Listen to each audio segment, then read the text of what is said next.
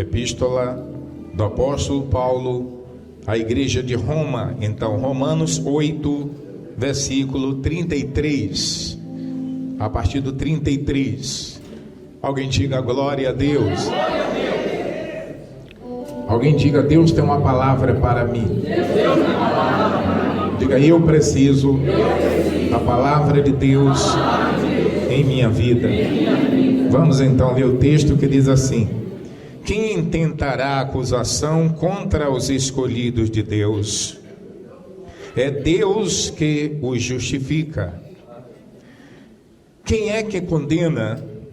Pois é Cristo quem morreu, ou antes, quem ressuscitou dentre os mortos, o qual está à direita de Deus e também intercede por nós. Quem nos separará do amor de Cristo? A tribulação? Ou a angústia? Ou a perseguição? Ou a fome? Ou a nudez? Ou o perigo? Ou a espada? Como está escrito: por amor de ti, somos entregues à morte todo dia. Somos reputados como ovelhas para o matadouro. Mas, em todas essas coisas, somos mais que vencedores por aquele... Vamos lá, versículo 37. Mas, em todas estas coisas, somos mais do que vencedores por aquele que nos amou. Levante a sua mão. Diga: meu Deus, eu creio que a tua palavra falará ao meu coração neste dia de hoje. Senhor, eu creio que nada pode deter o teu poder sobre a minha vida. A tua promessa sobre mim se cumprirá para a tua glória. Alguém diga amém. Podem vos assentar. Dá uma salva de palmas bem alegre para Jesus. Digam glória a Deus, digam.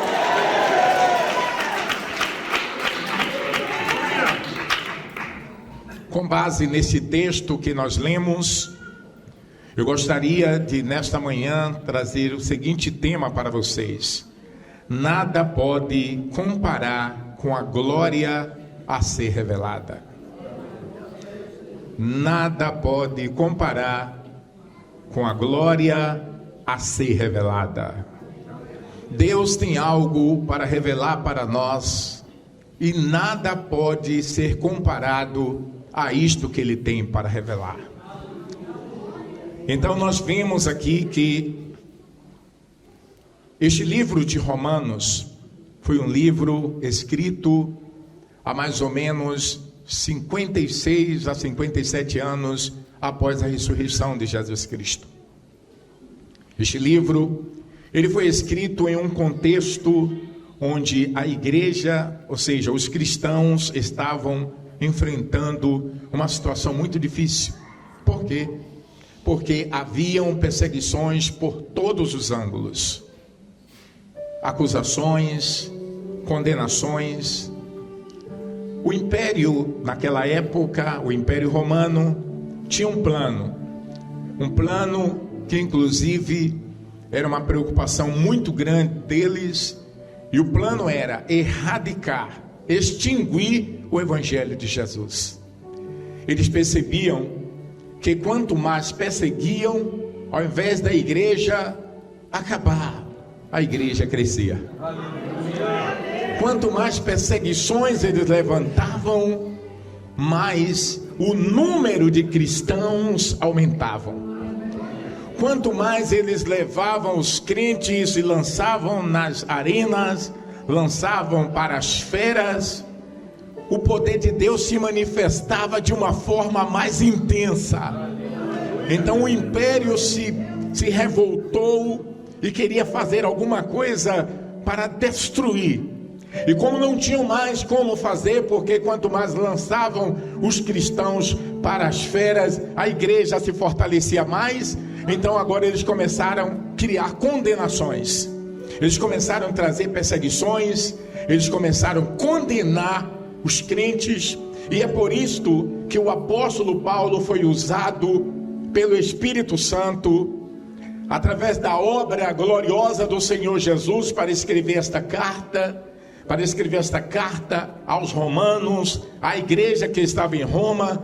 E no capítulo 8, neste versículo 33 que nós lemos, olha o que o apóstolo disse: quem tentará acusação contra os escolhidos de Deus? É Deus que os justifica. Agora observem só que, para nós entendermos o que este texto está dizendo, Deus colocou em meu coração para buscar o contexto dele.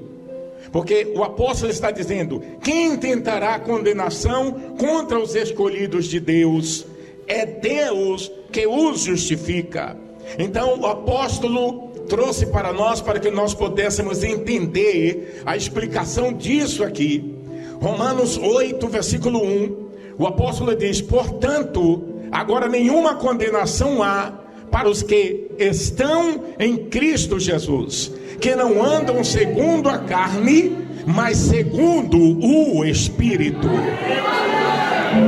Observem que em um contexto de condenação, em um contexto de perseguição, em um momento que a igreja aparentemente estava fragilizada, era o que o império pensava, que as perseguições e as perturbações levaria a igreja ao fracasso. Entretanto, naquele momento de dor, de agonia, de sofrimento, de perseguição, de crentes correndo para as cavernas, de crentes tentando se esconder, Deus levanta o apóstolo para dizer que nenhuma condenação há para aqueles que estão em Cristo Jesus.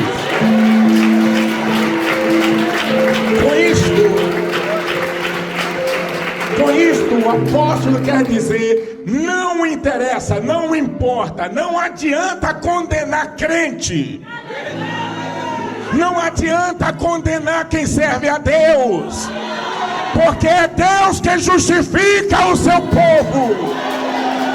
Aleluia, glória a Deus.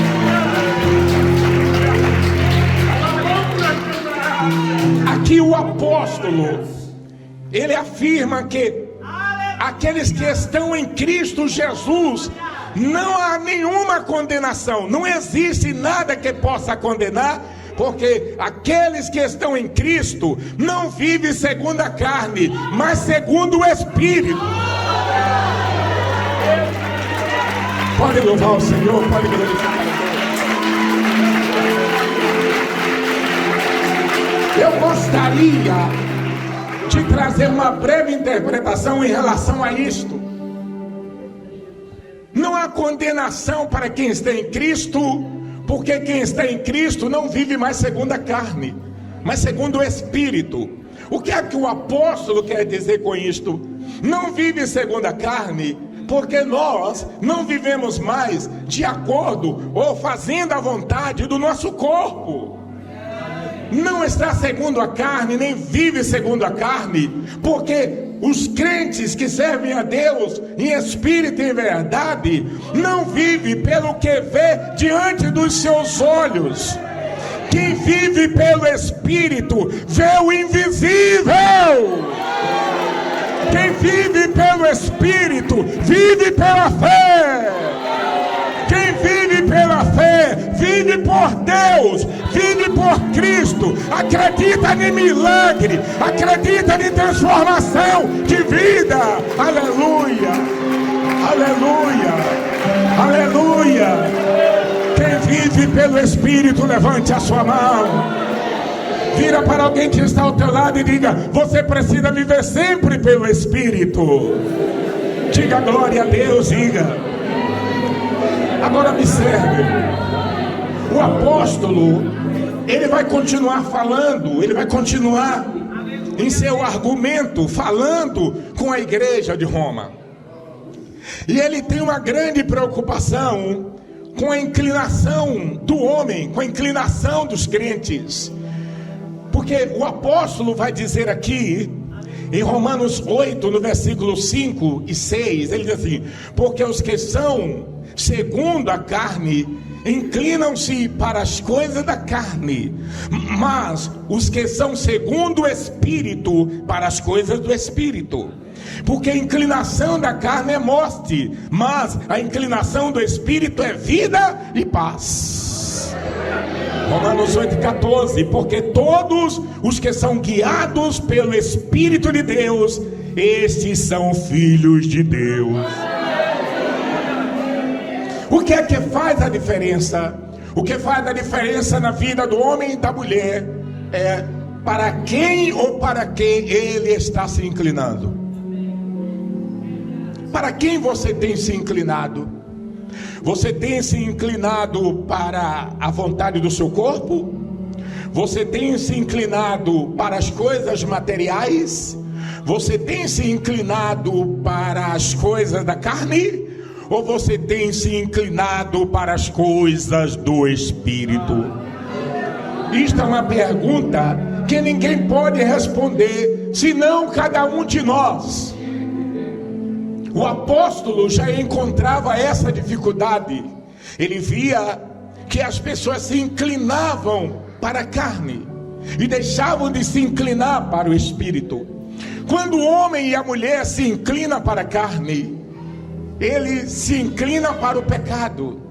Mas quando uma pessoa se inclina para o Espírito, esta pessoa se inclina para Deus. E como é que eu me inclino para Deus, me inclino para Cristo, me inclino para o Espírito? Eu me inclino para o Espírito, eu me curvo para o Espírito. A igreja se curva para o Espírito quando a igreja ora. A igreja se curva para o Espírito quando a igreja jejuma. A igreja se curva para o Espírito quando a igreja adora. Cadê os adoradores que estão nesta igreja nesta manhã? Aleluia! O apóstolo está dizendo que a inclinação da carne é para a morte. As pessoas que se curvam para as coisas da carne, para as coisas da matéria, para a vontade do seu corpo, estão se inclinando para a morte. E de fato a nossa carne só nos leva para a morte. A nossa carne só nos leva para o pecado. O nosso corpo deseja o pecado o tempo todo, mas o nosso espírito deseja Deus. O nosso espírito deseja comunhão com Jesus. O nosso espírito deseja morar no céu. E quando nós nos inclinamos para o Espírito, a Bíblia diz que a inclinação do Espírito, a inclinação ao Espírito é vida e paz. Quando você decide servir a Deus, quando você decide ter Jesus na sua vida, quando você decide ser uma pessoa cheia do Espírito Santo, Ele traz vida e traz paz. Ele traz vida e traz paz. Aleluia.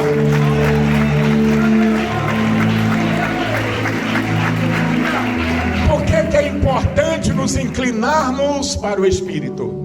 É importante nos inclinarmos pelo Espírito, porque só consegue se inclinar para as coisas do Espírito quem tem o Espírito de Deus. Só consegue se inclinar para o Espírito aquela pessoa que é filho de Deus. O apóstolo está dizendo em Romanos 8,14: porque todos os que são guiados pelo Espírito de Deus, esses são filhos de Deus. Se eu consigo ser guiado pelo Espírito de Deus, é porque eu sou filho de Deus. Você está sendo guiado pelo Espírito de Deus? Você tem consciência de que o Espírito de Deus está guiando você? Por onde você tem andado? Por onde você tem passado? O que você tem feito da sua vida? O que você tem pensado? Como você tem agido? Quais são as suas atitudes? Você realmente tem o Espírito de Deus? você está sendo guiado por Deus. O Espírito de Deus não vai te guiar para a perdição. O Espírito de Deus nunca te guiará para o pecado. O Espírito de Deus nunca te guiará para o fracasso. O Espírito de Deus te guiará para uma vida de vitória, de paz, de gozo, de alegria, de solução. Aleluia, glória a Deus. Paulo ainda diz algo muito importante. Ele diz que quem está na carne não agrada a Deus. As pessoas materialistas, você já viu que tem pessoas, porque carne aqui também se refere à matéria. Existem pessoas que ele só pensa nas coisas materiais o tempo todo. Ele não tem tempo para Deus. Gente, é uma casualidade. Tem pessoas por aí que faz um ano que veio à igreja, porque ele está focado nas coisas materiais o tempo todo. E o apóstolo vai dizer aqui em Romanos 8, versículo 8 e 9: portanto, os que estão na carne não podem agradar a Deus. As pessoas materialistas, elas não conseguem agradar a Deus. As pessoas que vivem a vontade do seu corpo, a vontade da sua carne o tempo todo, não podem agradar a Deus. É o que o apóstolo está dizendo. Mas graças a Deus que o apóstolo faz mais uma declaração. E a declaração do versículo 9, ele diz assim: vós porém não estás na carne, mas no Espírito, se é que o Espírito de Deus habita em vós. Será que nós nesta manhã podemos levantar a nossa mão e dizer assim: o Espírito de Deus habita em mim? Se você parar para observar o livro de Lucas, no capítulo 4, no versículo 18, quando o Senhor Jesus chegou na sinagoga, quando Jesus chegou ali, convidaram o Senhor Jesus para fazer a leitura do livro. Pegaram o livro do profeta Isaías, um livro difícil de interpretar, entregaram para Jesus. Sabe por quê? Porque eles pensavam: ele não vai acertar ler nada aqui. Por que eles pensavam que Jesus não leria? Porque eles sabiam que Jesus não foi em escola, que Jesus não estudou lá, ali no cenáculo deles. Eles sabiam que Jesus não se assentou para aprender com eles. Então entregaram o livro do profeta Isaías. E quando o Senhor Jesus abriu o livro, ele abriu o livro, e quando ele abriu em Isaías 61, estava escrito lá: o Espírito do Senhor é sobre...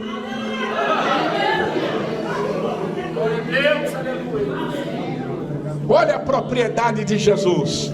Enquanto eles pensavam que o Senhor Jesus não saberia ler nada daquele livro, o Senhor Jesus se levantou, pegou o livrão, pegou o rolo do livro e disse: o Espírito do Senhor Jeová é sobre mim.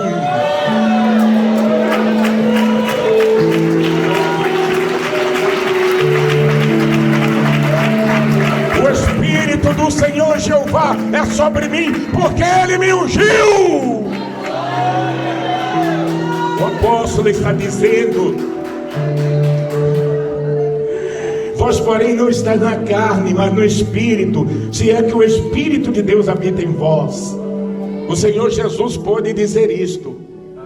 Ele disse: o Espírito do Senhor Jeová é sobre mim, porque Ele me ungiu. Primeiro ele disse: Ele me ungiu para evangelizar os pobres, curar os quebrantados de coração.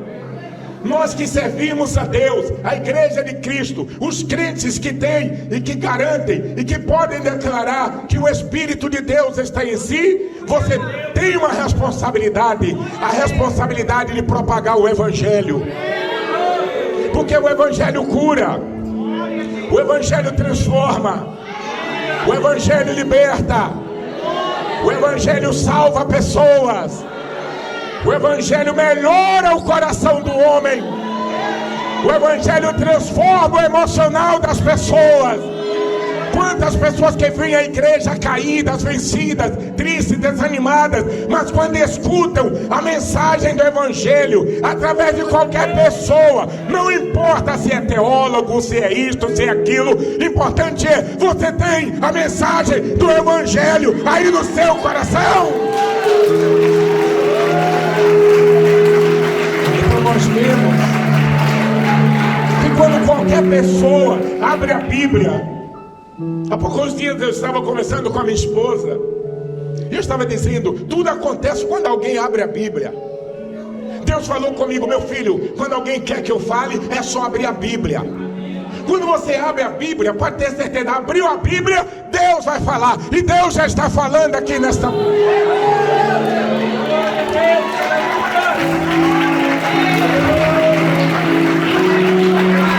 Muitas vezes tem pessoas que ficam receiosas quando tem oportunidade, alguém te dará a oportunidade de ministrar a palavra em algum lugar. Tem irmãs que ficam receiosas, irmãos que ficam receiosos porque lá tem A, B, C, D. Tire isso da sua cabeça. Se o Espírito de Deus está em você, se o Espírito de Cristo está na sua vida, abra a Bíblia, meu filho. Abra a Bíblia e deixa que Ele vai guiar você na palavra. Ele vai falar através de você ao coração de alguém. Aleluia! Glória a Deus. Agora observem, existe algo muito importante na parte B deste versículo 9. Observem só. Primeiro, na parte A ele diz, vós porém não estáis na carne, mas no Espírito, se é que o Espírito de Deus habita em vós. Mas depois, na parte B, ele vai falar assim, mas se alguém não tem o Espírito de Cristo, este tal não é dele. Olha o perigo. Olha o perigo. Aí vem a pergunta que não quer calar. Você tem o Espírito de Cristo? Olha o silêncio que fez na igreja agora. Você tem o Espírito de Cristo? O Espírito de Cristo está aí? Você já sentiu a presença do Espírito de Cristo movendo em você nesta manhã? Mas se alguém não tem o Espírito de Cristo, este tal não é dele. Sabe o que isso significa? O apóstolo aqui está falando sobre pertencimento. Pertencimento. Alguém diga pertencimento. Alguém diga eu pertenço a Cristo. Vem aí a pergunta: a quem você pertence? Eu acho que vocês não entenderam. A quem você pertence? Eu acho que vocês ainda não entenderam.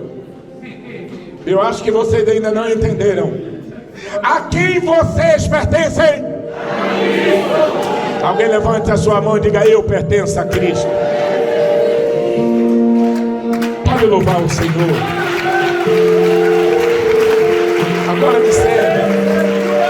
O apóstolo, ele segue para o versículo 35. Observem, nós começamos falando sobre nenhuma condenação há para o que estão em Cristo. Porque primeiro no versículo 33 ele disse: quem tentará condenação? Amém, gente? Aos escolhidos de Deus. Aí o apóstolo responde no primeiro versículo, que é o contexto deste texto. Ele responde dizendo: nenhuma condenação há para quem está em Cristo Jesus. Agora nós vamos ver que o apóstolo segue para o versículo 35 e ele diz assim: quem nos separará do amor de Cristo? Aí ele diz: a tribulação, ou a angústia, ou a perseguição, ou a fome, ou a nudez, ou o perigo, ou a espada. Quem nos separará do amor de Cristo? Ele faz uma pergunta. Ele faz uma pergunta e ele mesmo responde. Ele faz esta pergunta e ele nos leva para o contexto. Romanos 8, 28. E ele diz assim: sabemos que todas as coisas contribuem juntamente para o bem daqueles que amam a Deus, daqueles que são chamados segundo o seu propósito. O que o apóstolo está querendo dizer aqui para esta igreja que está presente aqui nesta manhã, para as pessoas que estão presentes aqui nesta manhã: não desista dos seus objetivos por causa de perseguição. Não desista do seu propósito por causa de angústia.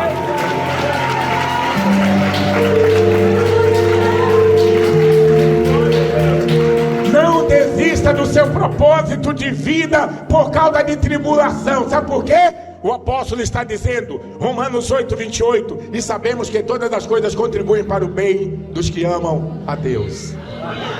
A angústia vai contribuir para o seu bem. A perseguição que alguém levantou contra si vai contribuir para o seu bem. A tribulação que levantou contra a sua vida, no final vai contribuir para o seu bem. Sabe por quê? Porque Deus lhe chamou com propósito. Deus chamou você para vencer, não para fracassar. Aleluia. Alguém levante a sua mão direita e faça assim. Faz assim com a sua mão direita. Agora diga assim: eu não vou parar. Fala mais forte: eu não vou parar. Diga assim: eu vou continuar. Agora diga assim: sabe por quê? Mais forte. Porque eu nasci para vencer.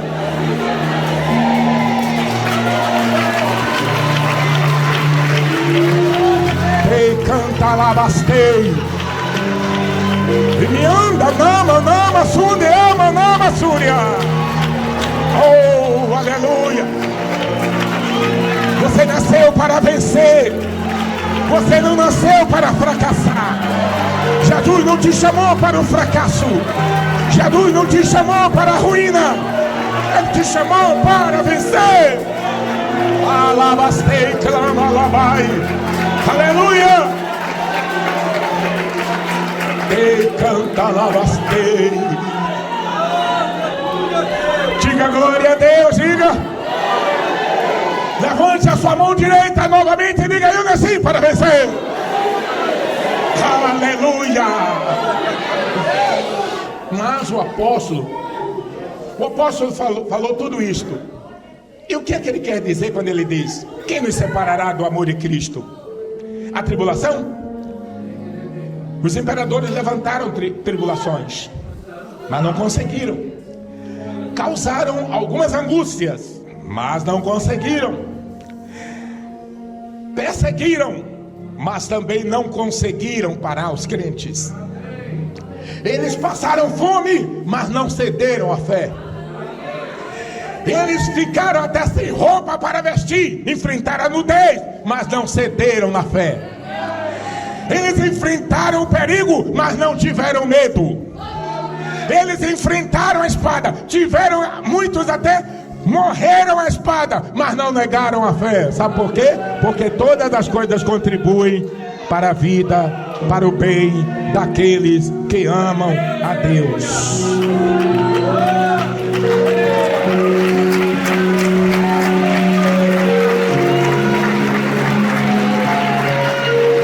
Por que a tribulação não impediu a caminhada deles? Porque eles tinham propósito. Alguém levanta a sua mão e diga assim: propósito. Fala mais forte: propósito. Uma pessoa que não tem propósito é semelhante a uma pessoa, é semelhante a alguém que não sabe para onde vai, não sabe para onde está indo. E quem não sabe para onde está indo, qualquer lugar serve. Mas quem tem propósito, não. Quem tem propósito, ninguém engana ele. Quem tem propósito, ninguém vai te arrastar para qualquer lugar. Quem tem propósito já está determinado, já sabe o que Deus tem para a sua vida, sabe o que Jesus determinou para você, sabe que o plano de Deus ninguém pode frustrar. O plano de Deus ninguém frustrará na tua vida. Venha o que vier, pode chover, pode fazer sol, pode vir temporal, pode vir tempestade, pode vir tsunami, pode vir terremoto. Venha o que vier, o propósito de Deus, o propósito de Deus, o propósito de Deus irá prevalecer na sua vida. Tenha certeza disso. Ninguém vai frustrar. Ninguém frustrará. Sabe o que isto significa? Isso significa determinação. Alguém levante a mão e diga assim: meu Deus, me dê determinação. Agora vira para alguém e diga assim: eu estou determinado. E você?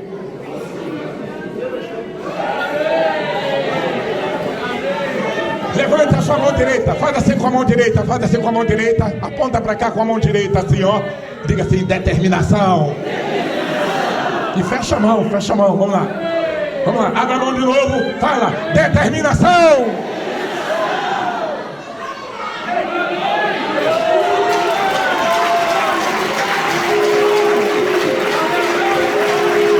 Uma pessoa determinada segura firme. Uma pessoa determinada, ela tem certeza do que ela está fazendo. Uma pessoa determinada, ela não tem dúvida. Uma pessoa determinada vai. E o negócio dela é vai. Mas levantou uma barreira: ou sai da minha frente, ou a gente passa por cima desse troço. O salmista Davi disse: com o Senhor comigo, eu salto muralha. Levante a sua mão e diga: é hoje. Diga de novo: é hoje.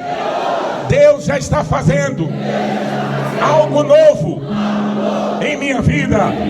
Sabe por quê? Isso significa, fala, isso significa determinação. Palmas para Jesus.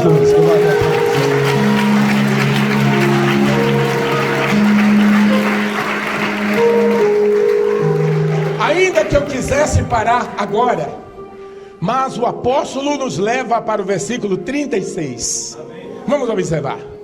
Como está escrito: por amor de ti, somos entregues à morte todo o dia. Somos reputados como ovelhas para o matadouro. O que seria? Olha só, isso aqui se fala de... Você já imaginou o que o apóstolo está dizendo? Que por amor a Cristo, nós somos entregues à morte todo dia.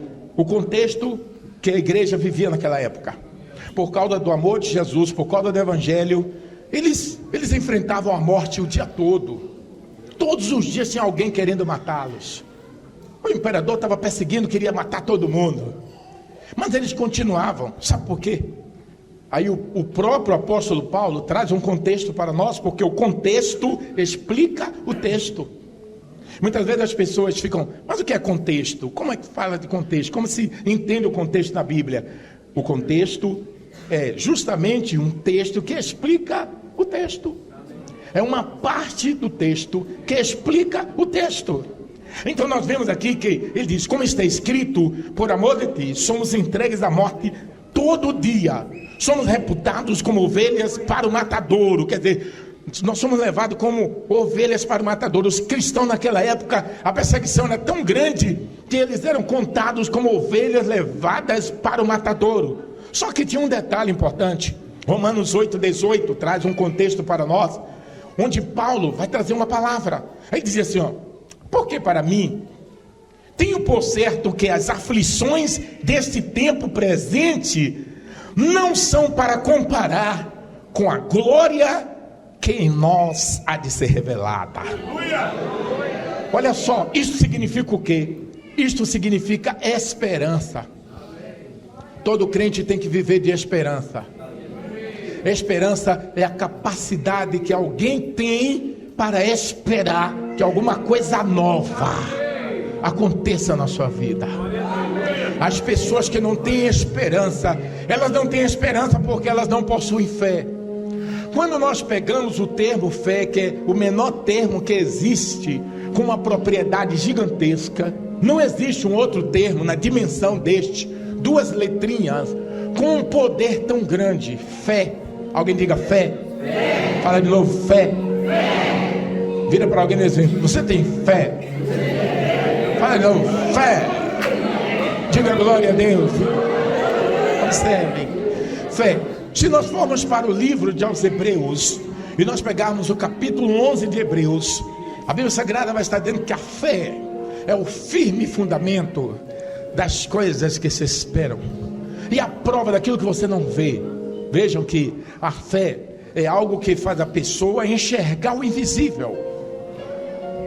Agora, eu pego fé e vou trazer um conceito importante e mais simples do que esse de Hebreus. É importante, muito importante Hebreus, mas eu consigo trazer um conceito mais simples ainda. Fé, eu pego a letra F. Alguém levanta a mão e diga assim: força! Força! F, força. E a letra E? A letra E, esperança.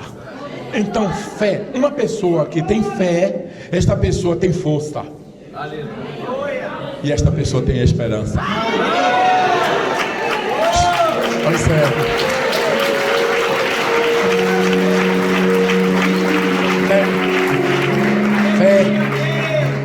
Fé. Uma pessoa que tem fé. Aqui nós descrevemos este termo fé. Fé. Uma pessoa que tem fé. Isto é sinônimo de alguém que tem força para lutar. Força para lutar. E paciência para esperar. Quantas pessoas que já perderam grandes oportunidades porque não quiseram esperar? É novidade? É novidade? Faz sentido o que eu estou falando? Faz sentido o que eu estou falando? Perderam grandes oportunidades porque não tiveram a capacidade de esperar. Então, fé não demanda apenas força. Fé demanda um conjunto de coisas. Força. Força para lutar. Glória a Deus. Mas pastor, o cão está me perseguindo. Aí Jesus disse para você assim: lute, meu filho, que eu sou contigo.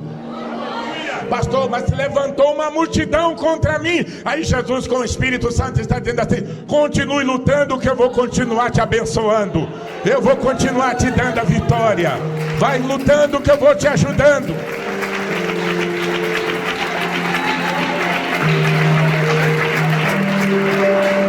Então observem que diante desse cenário de que os cristãos estavam vivendo como ovelhas sendo conduzidas ao matadouro todos os dias, o apóstolo levanta para falar: porque para mim tenho por certo que essas aflições e essas besteiras que estão acontecendo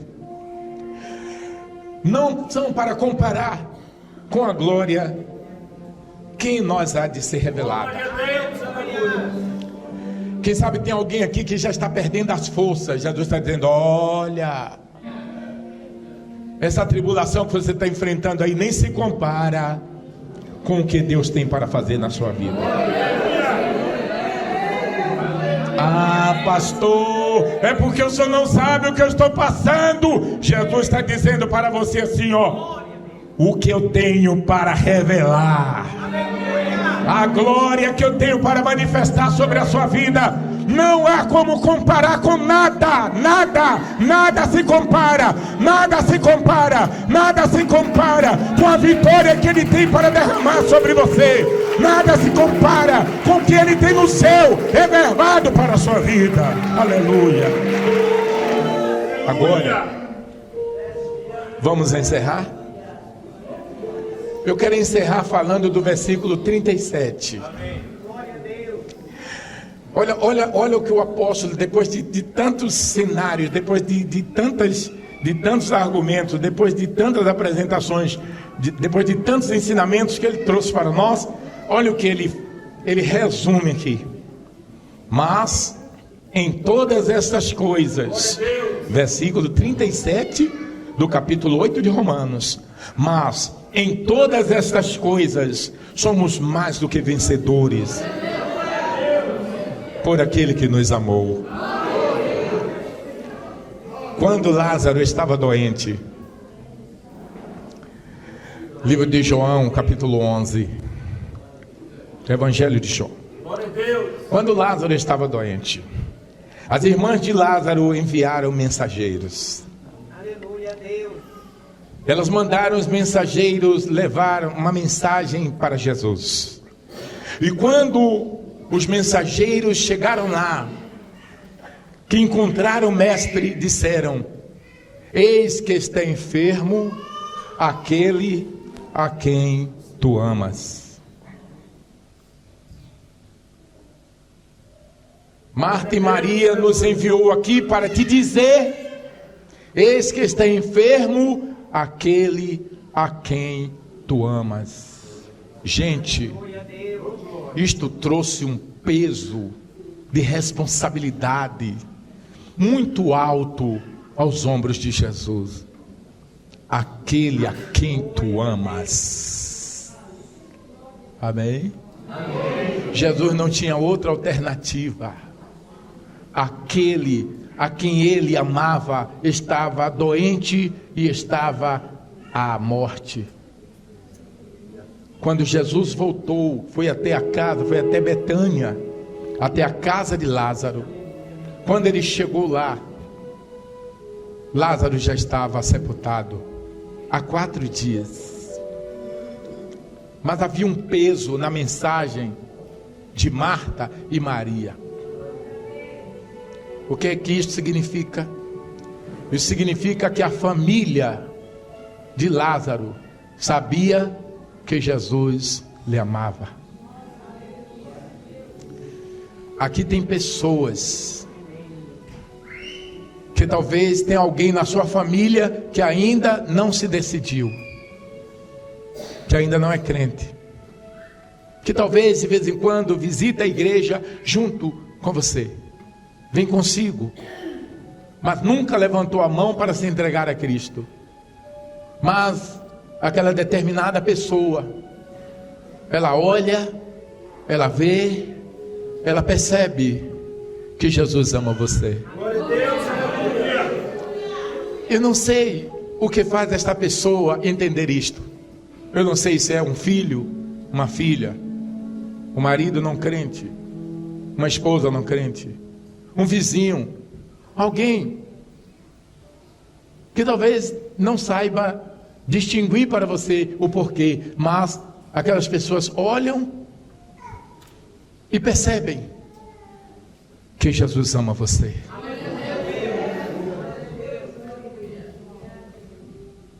E quando Jesus recebeu essa mensagem, ele foi até Betânia com a responsabilidade de ressuscitar Lázaro, porque Marta e Maria enviou uma mensagem dizendo: aquele a quem tu amas está enfermo.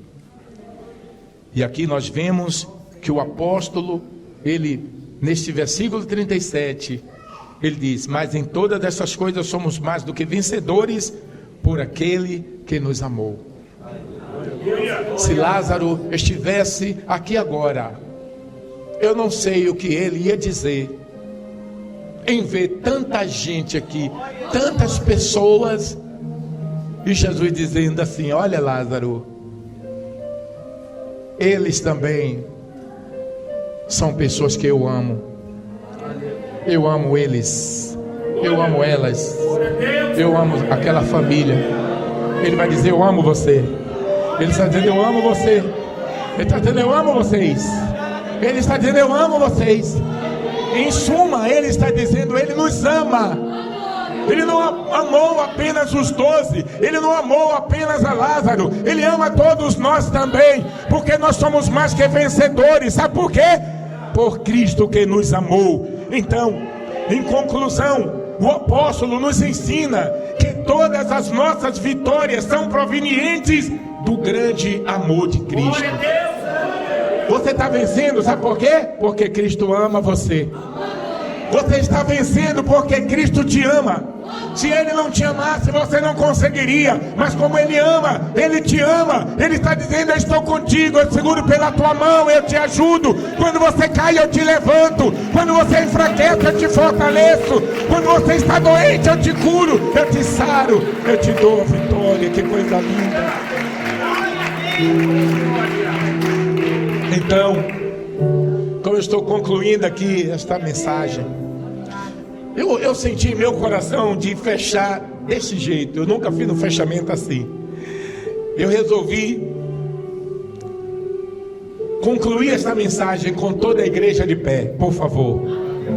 Concluir esta mensagem com toda a igreja de pé. Diga glória a Deus, igreja. Toda a igreja de pé. Alguém diga glória a Deus. Olha só o que Deus colocou em meu coração. Eu quero concluir esta mensagem citando junto com vocês o versículo 38 e 39 deste texto. Alguém diga glória. Eu disse que eu gostaria de encerrar esta mensagem, fazer a conclusão, citando junto com vocês o versículo 38 e 39 de Romanos 8. Olha o que o apóstolo falou, e eu quero concluir com base nisto. Porque estou certo, alguém diga, estou certo. Agora você tem a Bíblia, então leiam junto comigo, em alta voz. Nós estamos concluindo esta mensagem. Diga glória a Deus. Eu vou começar e vocês irão ler bem ritmado, em voz alta, porque enquanto você vai fazendo essa citação, Deus irá trabalhando na sua vida. Fale com bastante força. Porque estou certo de que nem a morte, nem a vida, nem os anjos, nem os principados, nem as potestades, nem o presente, nem o porvir, nem a altura, nem a profundidade, nem alguma outra criatura nos poderá separar do amor de Deus que está em Cristo Jesus, nosso Senhor.